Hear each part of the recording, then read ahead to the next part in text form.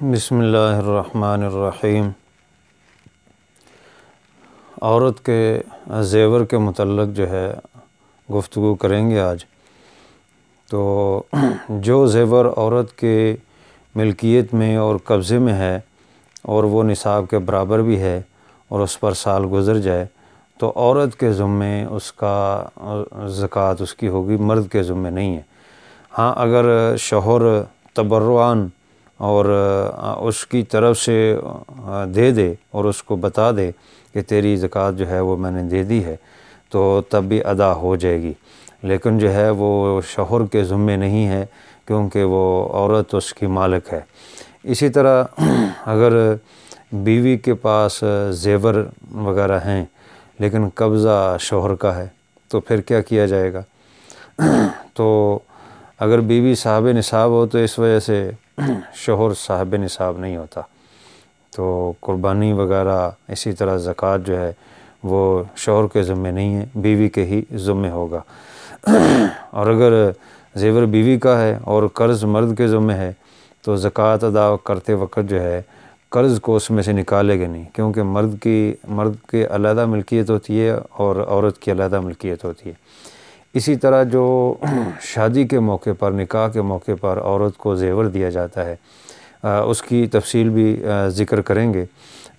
उसमें तफसील ये है, 3 सूरतें हैं। एक सूरत ये है कि दूल्हे के बाप ने दूल्हे की तरफ से जो मतलब दूल्हे के वालिदैन बाप वग़ैरह देते हैं ज़ेवर, तो दूल्हे के बाप ने ये ज़ेवर लड़की को देते वक्त तहरीरी तौर पर या वैसे ज़ुबानी तौर पर ये कह दिया है कि ये तेरा है, ये तुझे हदिया किया है, तेरी इसकी मिल्कियत है। तो अब तो ज़ाहिर बात है कि वो औरत उसकी मालिक है, और अगर वो बक़द्र निसाब है तो साल गुज़रने पर औरत ही के ज़िम्मे है कि वो उसकी ज़कात दे। लेकिन अगर दूल्हे के वालिद ने उसकी कोई मतलब है कि तहरीरी या ज़ुबानी तौर पे ये नहीं कहा, बल्कि ये कह दिया कि ये तुम्हारे इस्तेमाल के लिए, तुम मालिक नहीं बनाया, तो फिर अब उसकी ज़कात जो है वो दुल्हन पर नहीं है, उसकी ज़कात फिर दूल्हे के वालिद पर है, क्योंकि असल मालिक तो वही रहा, ये तो सिर्फ़ इस्तेमाल के लिए दिया उसको। तीसरी सूरत ये है कि दूल्हे के बाप ने दुल्हन को ज़ेवर देते वक्त कुछ नहीं कहा, तहरीरी तौर पर, ज़ुबानी तौर पे ना ये कहा हदिया है, ना ये कहा है कि तुम्हारे इस्तेमाल के लिए, कुछ भी नहीं कहा। तो अब इस सूरत में हम उसके ख़ानदान के उर्फ़ का एतबार करेंगे कि उसके बरादरी और ख़ानदान में क्या उर्फ़ है। अगर ये समझ आता है कि ये जो ज़ेवर दिया जाता है ये औरत इसकी मालिक होती है, औरत को ही दिया जाता है, वो उसकी दुल्हन उसकी मालिक होती है, तो अब दुल्हन के ज़िम्मे उसकी ज़कात होगी साल गुज़रने पर।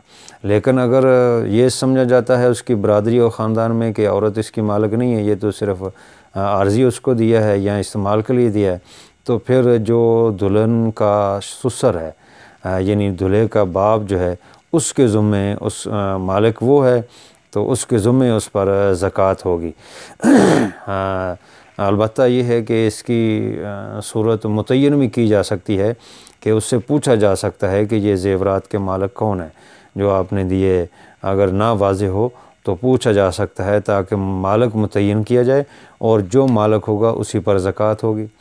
इसी तरह लड़की के वालिदैन की तरफ से, यानी दुल्हन की वालिदैन की तरफ से भी, दुल्हन के मेके की तरफ से जो ज़ेवर दिया जाता है उसके मुतल्लक़ तो वाज़ेह है कि वो लड़की को ही देते हैं। लड़की के वालिदैन, लड़की उसकी मालिक होती है और लड़की के ही ज़िम्मे उसकी ज़कात है कि वो उसकी ज़कात दे, शौहर के ज़िम्मे नहीं है। हाँ, अलबत्ता